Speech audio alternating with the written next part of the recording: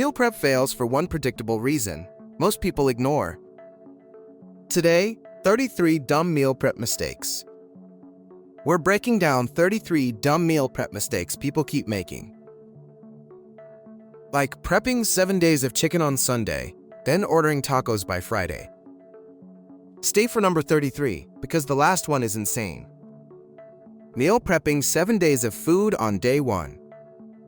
By day 5, the chicken tastes like damp cardboard. It started Sunday night in Columbus with a heroic kitchen marathon. 3 sheet pans, 2 pots, and 40 identical containers appeared. On Monday, everything looked perfect beside the gym bag. On Tuesday, the rice dried out, then soaked up fridge odors. By Wednesday, the greens collapsed and the sauce separated. On Friday, he ordered tacos, staring guiltily at tubs. The twist was simple: prep fewer days, repeat later. 2. Cooking everything the same way makes you hate it. By Thursday, every bite tasted like the same smoky shrug. On Sunday in Phoenix, Lauren roasted everything on one tray. Chicken, carrots, broccoli, and potatoes all got identical seasoning. Monday lunch felt fine, like a predictable playlist on shuffle. Tuesday, the same spices clung to her hoodie at work. Wednesday, coworkers asked why her meals always smelled identical. She tried hot sauce, but it just screamed over monotony. That night, she grilled fish and still used the same rub. Next week, she changed methods, and her appetite came back. 3. Making only healthy meals you don't actually like. 2 days in, the fridge became a museum of untouched virtue. During a January reset in Chicago, Marcus meal prepped like punishment. He packed kale, plain quinoa, and dry turkey into tiny boxes. On Monday, he ate it fast, barely breathing between bites. Tuesday night, he stared at dinner, then ordered cheesy wings. At midnight, the delivery bag hid inside the trash like evidence. By Wednesday, his containers looked accusing, lined up like jurors. He finally added taco bowls and curry, still hitting nutrition goals. Turns out, liking the food made the plan actually survive. 4. Planning unrealistic portions that leave you starving. By 3 p.m., she was shaking and hunting desk drawer snacks. On a Monday in Seattle, Nadia packed lunches like dollhouse meals. Each container held half a cup of rice and sadness. At noon, the office microwave beeped, and her stomach protested.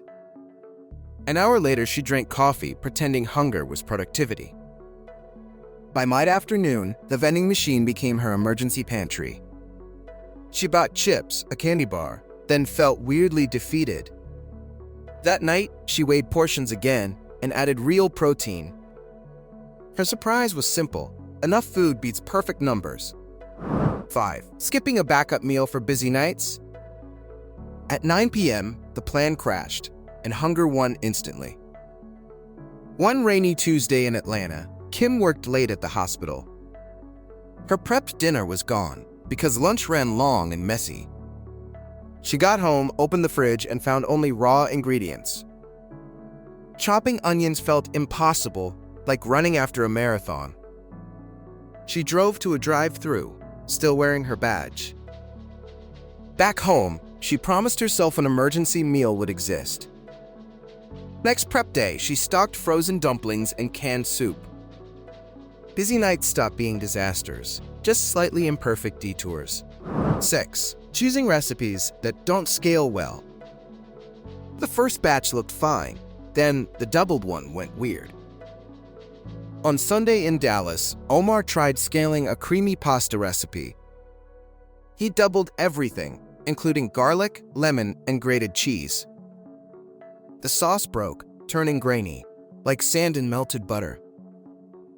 He kept whisking, sweating, while roommates offered unhelpful opinions. By dinner, the pot tasted sharp, loud, and strangely bitter. He tried adding more milk, and it only got thinner. Next week, he picked recipes written for big batches on purpose. 7. not timing cooking so everything finishes together. At 7 p.m., one dish was cold, and one was raw. On Sunday in London, Ben started cooking without a timeline. He boiled eggs first, then forgot them while chopping vegetables. The oven finished broccoli early, so it went limp on plates. Meanwhile, chicken thighs needed 20 more minutes, mocking him. He reheated sides twice, and everything tasted like old air. His partner watched, hungry, asking simple questions he hated. Next week, Ben wrote cook times on sticky notes, in order. Suddenly, dinner landed together, like a band hitting one beat. 8. Using one pan for everything creates flavor chaos. The pancakes tasted like yesterday's salmon, and nobody was happy. One Saturday in Miami, Elena tried saving time with one skillet. She seared fish, wiped it fast, then poured batter immediately. Hot oil hid in the corners, waiting like a prankster. The first pancake blistered, smelled fishy, and hit the trash. She tried again, adding cinnamon, and it got even weirder. Her kids laughed, then asked for cereal, which felt insulting. That night, she finally washed the pan properly between flavors. 1 extra minute saved breakfast from tasting like the ocean. 9. Forgetting a shopping list and doubling ingredients. Her pantry became a tribute to tomatoes, twice over. On a Friday in Los Angeles, Tasha shopped for memory. She bought pasta sauce, diced tomatoes, tomato paste, and more sauce. At home, she opened the cupboard and saw the same lineup. 2 jars fell out, like the shelf was rejecting them. She still had no onions, no spinach, and no actual meals. Saturday, she tried cooking anyway, and everything felt half-finished. Next trip, she used a list on her phone, every aisle. She stopped buying duplicates and started buying missing building blocks. 10. Not checking what you already have at home. She bought beans again, while 5 cans already waited quietly. One Sunday in Boston, May planned burrito bowls for the week. At the store, she grabbed black beans, corn, salsa, and rice. Back home, the pantry door opened like a comedy reveal. An entire row of beans stared back, perfectly lined like soldiers. She laughed once, then realized money had evaporated in minutes. Her roommate pointed at receipts, and they both groaned. Now she keeps a pantry note, updating it before shopping. Checking first turned meal prep from guesswork into a quick scan. 11. Cooking without tasting and fixing seasoning. The first bite hit like seawater, and everyone froze. On a Sunday in San Diego, Andre Batch cooked turkey chili. He followed the recipe fast, tossing spices in like confetti. He never tasted because he trusted the measuring spoons completely. At dinner, his girlfriend took a bite, then reached for water. He tried adding tomatoes, then sugar, then more beans in panic. The pot grew huge, but the flavor stayed harsh and loud. Next time, Andre tasted every step, adjusting before it went wrong. A tiny spoon saved an entire week of lunches. 12. Not cooling food before storing it. By Tuesday morning, the containers were wet inside and funky. On Sunday in Minneapolis, Renee packed hot rice straight into plastic. She snapped lids on fast, trying to beat her bedtime. Steam turned to water, raining back onto the food overnight. Monday lunch smelled off, but she blamed the office fridge. That evening, she noticed swollen lids, like tiny pressure caps. She dumped everything, angry at wasted groceries and wasted effort. Next prep, she cooled food on trays before sealing containers. The twist was physics, not bad luck, making moisture every time. 13. Stacking hot containers and trapping steam. His fridge turned warm, like it was working overtime in protest. Sunday night in Detroit, Caleb stacked hot containers like building blocks. He packed them tight because the shelf space looked limited. The middle containers stayed hot, trapped between plastic walls. By morning, condensation pooled, and the bottom meal looked watery.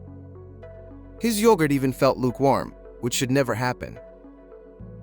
He realized the stack had warmed the whole fridge compartment. Next time, he spaced containers out, letting heat escape first. One empty shelf saved every other food item from collateral damage.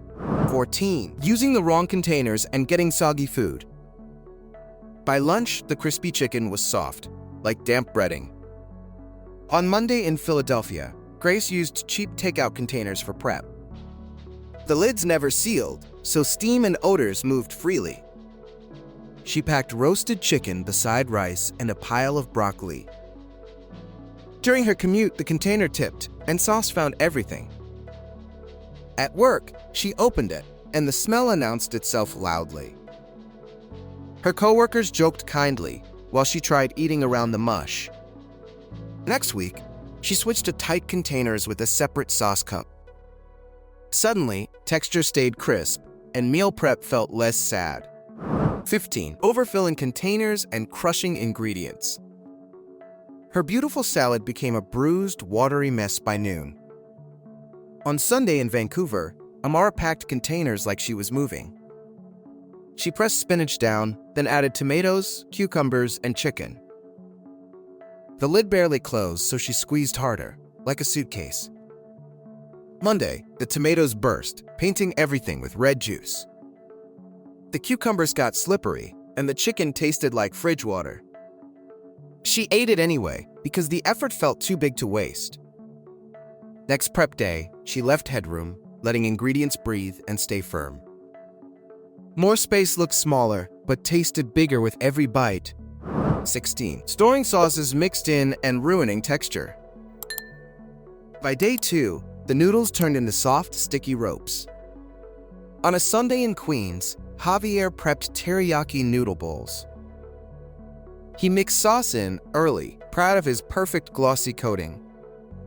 Overnight, the noodles drank it all, swelling like sponges. Monday lunch looked fine, but the fork met heavy resistance. Tuesday, it was worse, like pasta glued together for a prank. He microwaved longer, which only made the texture more sad. Then he started packing sauce separately, adding it right before eating. Same recipe, new timing, and the bowls finally stayed alive. 17. Not separating wet and dry ingredients. Breakfast was soggy before sunrise, and it felt strangely personal. On Monday in Portland, Erica built yogurt parfaits for 5 mornings. She layered berries, yogurt, and granola in one tall jar. By Tuesday, the granola lost its crunch, turning into sweet sand. Wednesday, the berries bled, staining everything pink and syrupy. She kept shaking the jar, hoping texture would magically return. It never did, and she started skipping breakfast completely. Next week, Erica packed granola in mini bags, adding it last. One small separation kept her mornings crunchy and surprisingly calm. 18. Prepping salads like a bowl of sad leaves. By Monday night, the salad smelled tired and looked translucent. On Sunday in Raleigh, Chris dumped greens, dressing, and toppings together. He meant well, imagining grab-and-go lunches all week. Overnight, the dressing crushed the leaves, like rain on paper. Tuesday, the croutons turned chewy, and the chicken tasted damp. He tried saving it with more lettuce, but it just doubled sadness. At work, he ate quietly, wishing nobody would notice the texture. Later, he learned jar salads, keeping dressing at the bottom. Same ingredients, new order, and the crunch finally lasted. 19. Prepping avocado too early and getting brown mush. By Tuesday, the avocado looked gray, like it gave up. On Sunday in San Jose, Daniela sliced avocados for meal bowls. She sprinkled lime, wrapped them, and felt proud of her hack. Monday, they were fine, bright green, almost Instagram perfect. Overnight, oxygen sneaked in. turning the edges brown and soft. At lunch, coworkers asked if it was supposed to look like that. She scraped off the top layer, pretending the problem was gone. Next week, she packed whole avocados, cutting them right before eating. Freshness wasn't a trick, it was timing, and she learned. 20. Cutting fruit too early and watching it weep. By day 3, the fruit cup looked like it was melting. On Sunday in Tampa, Riley chopped strawberries, melon, and pineapple early. He stacked them in a big tub, ready for quick breakfast. Monday, it tasted fine, bright, like summer in a spoon. Tuesday, the strawberries leaked, flooding everything with watery sweetness. Wednesday, the pineapple felt mushy, and the melon tasted tired. He kept stirring, hoping it would fix itself somehow. Next time, he prepped firm fruit and cut berries the night before. The strange twist is simple. Water always wins, eventually. 21. Prepping sandwiches ahead and getting bread slime. By Tuesday, the bread felt slick, like it had been soaked. On Sunday in Cleveland, Hannah built 5 turkey sandwiches at once. She added mayo, tomatoes, and lettuce, then wrapped them tightly. Monday, the first one was fine, still holding its shape. Overnight, the tomatoes leaked, and the mayo spread everywhere. Tuesday lunch, she unwrapped it, and the smell felt suspicious. She tried eating anyway, but the texture fought back hard. Next week, Hannah packed sandwich parts separately, assembling at lunch. One small delay kept the bread from turning into sponge. 22. Cooking pasta for the week and making glue. By Wednesday, the pasta clumped together like cold, sticky rope. On Sunday in Pittsburgh, Leo boiled a huge pot of penne. He rinsed it, boxed it, and felt ready for the week. Monday, it reheated okay, though it already seemed a little soft. Tuesday, the noodles fused, and his fork lifted one giant mass. He added sauce, but the sauce disappeared into starchy paste. At work, he chewed slowly, wondering why it tasted so flat. Next time, Leo cooked pasta just short and stored sauce separately. Better yet, he swapped in rice sometimes and saved himself. 23. Overcooking chicken breast until it's chalky. Every reheat made the chicken drier, like it was evaporating. On Sunday in Salt Lake City, Brooke baked chicken breasts until safe. She went extra long because raw chicken fear is powerful. Monday, she chewed forever, chasing moisture with water sips. Tuesday, she chopped it smaller, hoping tiny pieces would help. It didn't, and the chicken still squeaked between her teeth. By Wednesday, she started avoiding her own lunches, which felt ridiculous. Then a friend showed her a thermometer and resting time. Her next batch stayed juicy, and meal prep suddenly felt possible. 24. Cooking rice wrong and ending up with brick grains. The rice hit the bowl like gravel, and the mood sank. On Monday in Houston, Tariq reheated meal prep rice from Sunday. He had cooked it too dry, then chilled it uncovered overnight. By morning, it hardened, forming a solid white slab. In the microwave, the edges burned while the center stayed icy. He tried adding water, but it turned gummy instead. At lunch, coworkers joked he was eating aquarium pebbles. Next batch, he measured water, covered tightly, and fluffed it gently. Suddenly, rice stayed soft, even after 3 days in the fridge. 25. Not labeling containers and playing fridge roulette. By Thursday, he was eating mystery meals like a bad game show. On Sunday in Brooklyn, Evan prepped 3 different bowls quickly. Chicken stir-fry, turkey chili, and curry all looked similar. He stacked them with 0 labels, trusting his future memory. Tuesday, he grabbed one expecting mild and got fiery curry. Wednesday, he opened another, and it smelled wrong for lunch. He threw it out, unsure how long it had been there. Now Evan tapes dates and names on lids every single time. 5 seconds of labeling saved hours of guessing and wasting. 26. Storing food in the wrong fridge zones. Milk soured early, and she blamed the brand, not placement. On Monday in Phoenix, Celeste loaded groceries into the fridge door. She put yogurt, milk, and deli turkey right in that warm spot. Every time the door opened, warm air hit them like waves.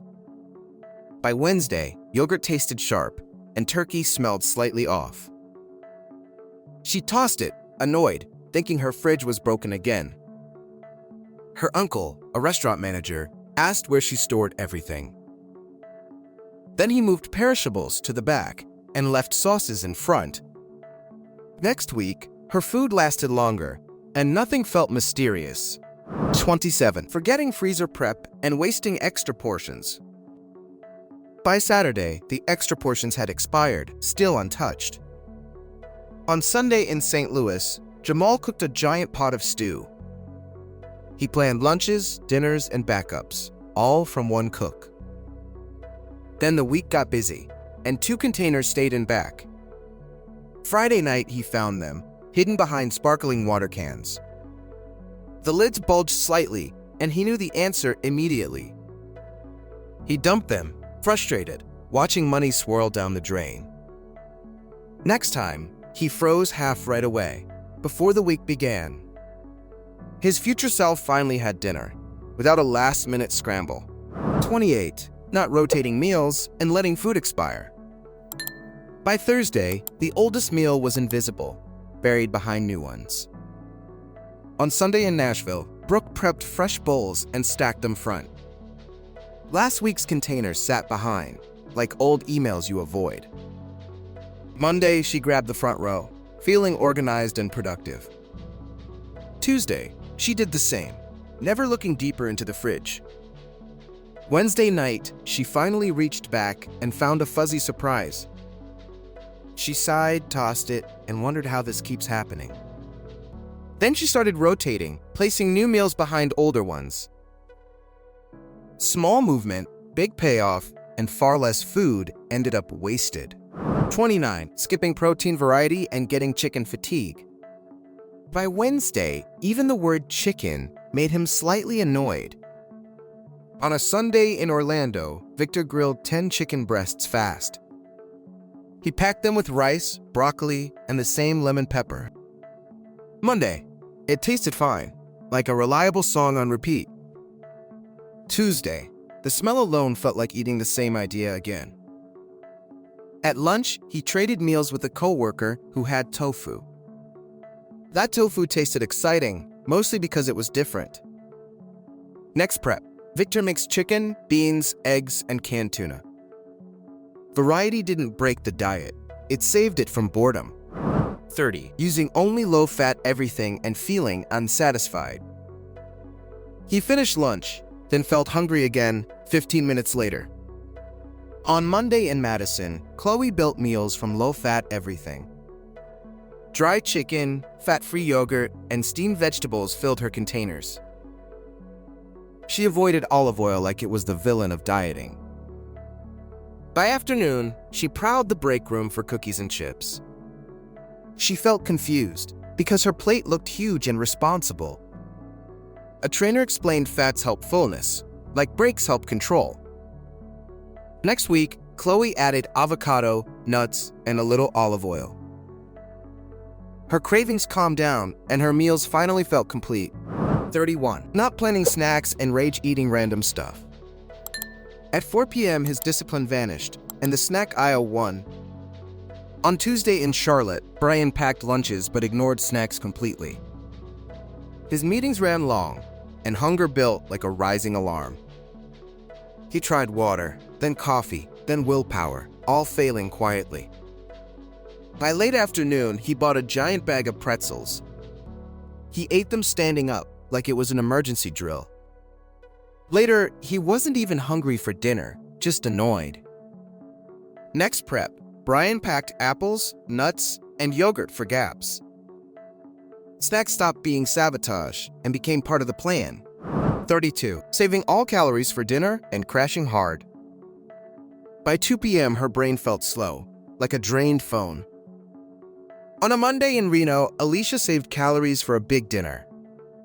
She packed tiny lunches, thinking hunger was proof of progress. At work, she stared at emails, rereading the same sentence repeatedly. Then she snapped at a coworker, surprising even herself. By evening, she arrived home ravenous and ate too fast. Dinner became a blur, and the planned portion doubled quietly. Next week, she spread calories across the day, especially lunch. Her energy stayed steady, and dinner stopped feeling like a rescue. 33. Treating meal prep like perfection or nothing. One missing ingredient, and she decided the whole week was ruined. On Sunday in Albuquerque, Jess forgot to buy chicken and spiraled. She stared at her plan, seeing failure instead of simple adjustment.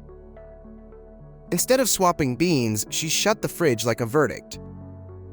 Monday, she skipped prep, then felt guilty, then got takeout. Tuesday, the guilt grew, and the plan stayed untouched. Her friend laughed gently, reminding her meal prep is not homework. Jess made a quick pasta salad and called it good enough. That small win restarted her routine without the perfection trap. Never scheduling a reset day to restock basics. Suddenly, Monday arrived, and the fridge had no usable staples. In late winter in Omaha, Kevin kept skipping his reset grocery day. He used up rice, sauces, and frozen veggies without noticing. Sunday night, he opened cabinets and found only random snacks. He tried improvising, but every meal needed one missing ingredient. The store run got huge because everything was empty at once. He spent an hour wandering, forgetting what meals he even liked. Next week, Kevin scheduled a short reset day for basics only. With staples stocked, meal prep became assembly, not constant starting over. Quitting after one bad week instead of adjusting. After one messy week, he declared meal prep impossible forever. On Monday in Boise, Daniel opened a leaked container in his bag.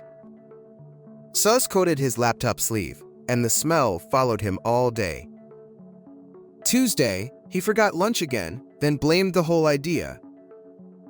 Wednesday, he burnt rice and took it as a personal sign.